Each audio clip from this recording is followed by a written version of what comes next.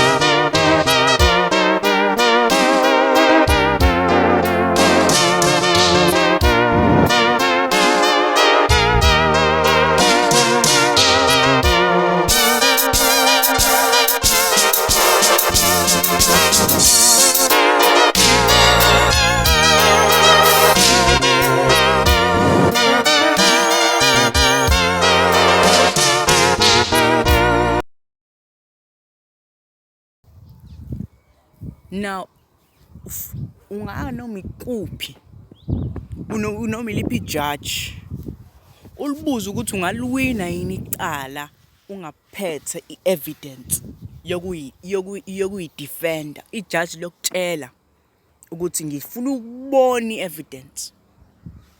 Ngamanye amazwi i-evidence ikhona, but for i-justice system ukuthi kusize ifuna ukuthi ize ibone i-evidence. Mayifika leyo evidence izoconvince ijudge ukuthi livume ukuthi lento le ela ithi wena umsulu. Mangabe ingekho le evidence wena ukho umsulu. Masikwazi ukuthi nathi sine evidence ukuthi awukho umsulu. Ngamanye amazwi ngingaletha ama evidence ahlukile. Mase ijudge liyasho ukuthi le evidence ngiyayithanda le kunale. Leli gama lethi evidence liba corrupt lapho ke. But livele lithi izwi lenkosi ikhona i-evidence engekho corrupted. Ile ye-faith. Leli gama lethi faith la liqhamuka khona. Liqhamuka endaweni la khona ekuthiwa isekukhanyeni. Because ayikho enye into oyithola empilweni enganakho ukukholwa. Ngabe angiphathi ngabe ufuna umsebenzi noma ufuna ukulunga empilweni, ayikho into oyoyidinga emhlabeni ngaphandle kokukholwa. So lento iba kanjani? Ithi into wena uyiboni njengomuntu ophila emhlabeni. Ithi kodwa lokho akusho ukuthi ngoba into awuyibona ayikho. Ithi iyodwa into ekhona yile nto okholwa ukuthi ikhona. Leli gama ethi faith ke litholakala kuphi? Litholakala la ngikubiza khona ukuthi kamoya ingcwele. Kamoya ingcwele akukho kwenzakalayo ongamele kwenzeke. Kanti kamoya wobumnyama yonke into eyenzakalayo kumele yenzeke.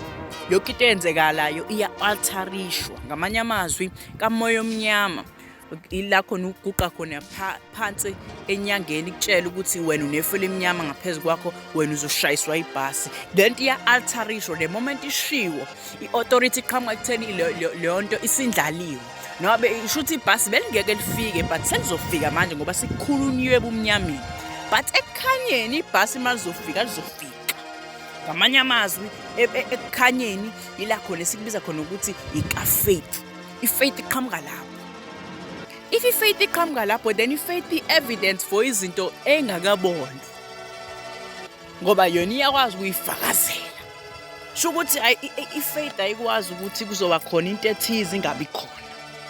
I-faith ke namhlanje mina ngizwe ngento eyodwa ukuthi i-faith sinika ukuphila. And lokhu kuphila kupheli ngoba i-faith ithe ukuphila.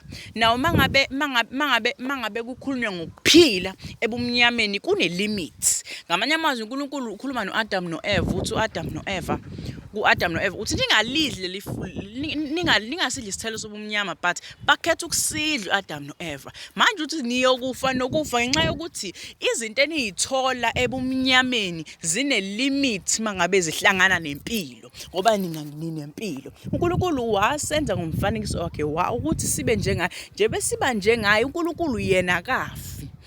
Kodwa uNkulunkulu khona indlela a-operate ngayo. U-operate ngendlela yakuphi? Yaka holy, indlela yobungcwele. Leya ndlela yobungcwele ine-faith kuyona. Usethi uPawuli ukukholwa uthi niyovuka ngokukholwa. Ngamanye amazwi ukukholwa niyahamba nakhona ekufeni, defeat ukufa nje uJesu Kristu wahamba wayodefeat ukufa. Ngoba nina nangene umshuthi kahle ebumnyameni niyadlula ngefaith. Sho ukuthi faith iyakususa ebumnyameni, but faith is the evidence of things unseen. Wakwambona umuntu evuka ekufeni, faith is your evidence. Mase lithini-ke izwi lenkosi, lithi izwi lenkosi, faith is the evidence of things unseen. Sho ukuthi ngamanye amazwi mangabe ukholwa uJesus Christ awusoze wafa. Leyo into ebuhlungu. Uyizo emngcwabeni ufice khona emngcwabeni bayakhala bathi khona umuntu ofile. The time bekhala inyembe zabo zizowehla nesidumbu, but leso sidumbu leso kuhambo lwaso asifi. Lo muntu loyo umuntu akafi, ukholwa kuphile ngunaphakade. Ngamanye amazwi mina mangihamba mina emhlabeni wona uzobona uSanele nesithunzi sikaSanele, but ezweni lakamoya kubukwa ukukholwa kwami onganaso onganayo insalela kuyona. Ngamanye amazwi la ekuhamba khona akunaso ngisho isithunzi esibhekaphayo ukuthi uSanele uyavela. Ngamanye amazwi akudingakala ukuthi kuze kube khona i-evidence ebonakalayo ukuthi ngikhona. Dingakalani? Kudingakala i-evidence yezinto ezingabonakali ukuze ubonakala ukuthi mina ngiyakholwa. So abakholwayo-ke abafi. Ngihlezi ngisho kanjani, ngithi mina ngifi because noma ngikhiphela isibhamu, noma ngangidubula, noma ngangcatshwa, noma ngikhala ekhaya, but ukukholwa kwami ukuthi mina noma ngabe mhlazane ngiyethuneni kulelo thuna lami lelo eniyolibona, niyobe nibona i-evidence of things seen. Ngamanye amazwi niyobe nibuka i-evidence ukuthi lo muntu ngempela ufile, leso sidumo sokuprove ukuthi ngifile. But ithini ifaith? Ifaith ithi umuntu wadalelwa ngomfanekiso kaNkulunkulu, and uNkulunkulu mhlazane ethi akabe njengathi wakusho ngakho konke. Sho ukuthi uNkulunkulu i-authority yakhe ayizange iyasuswa kuthina. Sho ukuthi uNkulunkulu makuwukuthi yena kafi, thina sobulawa yini?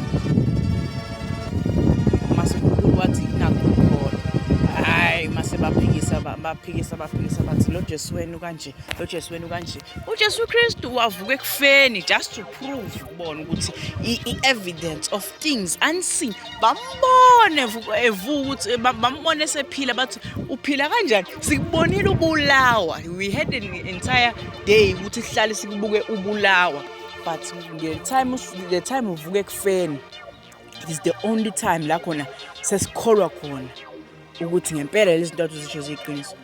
Mase mina ngizokutshela ngayo mase wena uyangiphikisa. Sho ukuthi vele kahle wena you don't struggle with uJesu Kristu, you don't struggle with i-timeline yakhe, you don't struggle with i-generation yethu. The only thing you are struggling with is faith. Mhlazana uyi-receive leyo faith leyo, uyoqala ngalelo langa lolo understand ukuphila ngunaphakade, understand ungakusabi ukufa. Mase futhi ufunda into ethize ukuthi lokho leyo faith itholakala endaweni eyodwa kaMoya Ingcwele. Mangabe unganawo uMoya Ingcwele ngeke ube ne-faith. Ngabe ungathini? Wena unani? Unomlomo, uyakhuluma kuphela, yonto wenzayo. You might see, bengakutshela ukuthi mina ngiyaphila without faith, right. But the thing is, uPaul wathi ukuze ifaith yakuthatha ikisethuneni lakho. Shuthi mina nje ngibona ngiphila ngumzimba kanje nje bengangena ekukholweni. Ukukholwa kwaba khona isikhathi la khona ngathathwa khona ngayiswe ethuneni lami, ayongcwatshwa. Shukuthi the time la khona umndeni wami udecide ukuthi ufuna ukungcwaba, decide ngami long ago. Kwadecide ngami ngenkathi ngiqala ukukholwa ukuthi sengifile namhlanje, ngoba I had ukuthi ngihambe ngethuneni lami ngiyovuswa kabusha ngoba ne-restart. I-had ukuthi ngi-restart kwaze kwafika isikhathi la khona kwakufanele lo mzimba engiphila kuwona wasungi-overwhelm ukuthi angisafuni ukuphila ngisho nalo mzimba ngokhoza unezono ngahamba ngayongena emanzini amaningi ngabhabhadisa. Why? It's because i-faith yayisingibonisa izinto abangakholwa abangayiboni, but ngeke uhambe umuntu ongakholwa ukuthi cela uhambe uyobhabhadiswa ngoba ngeke understand ukuthi lo mzimba hamba nawo unezono, ngoba yena usaphila impilo yokuthi uye ekufeni. uPaul-ke emhlabeni into ehlekisayo wayibuka abantu abayiphilela impilo zabo, but wayibuka abantu abafile. Ethi abantu ngiyanicela philani. Yayizwa leyo nto leyo, wayitshela abantu ukuthi abaphile. Ebabuka laphana abantu bekhetha ungamlaleli, ebatshela ukuthi kholwani. Shuthi wayethi ngenkathi ukukholwa kuyakuvusa ekufeni, ushuthi labo bantu laba abangakholwa they are living on the other side of life, ekungasekufeni ngasebumnyameni. And it's weird ukuthi lo Jesu Kristu siyakhuluma ngaye, but there are still people abangeke ba-understand ukuthi uyakwazi ukuvuka ekufeni, uyakwazi ukusinda. Thanda ukuthatha lethuba leli ngibingelele igama lami nguNamsile wakwaDlamini, bazalwane ngisinisiwe, ngiyamthanda kakhulu uJesu.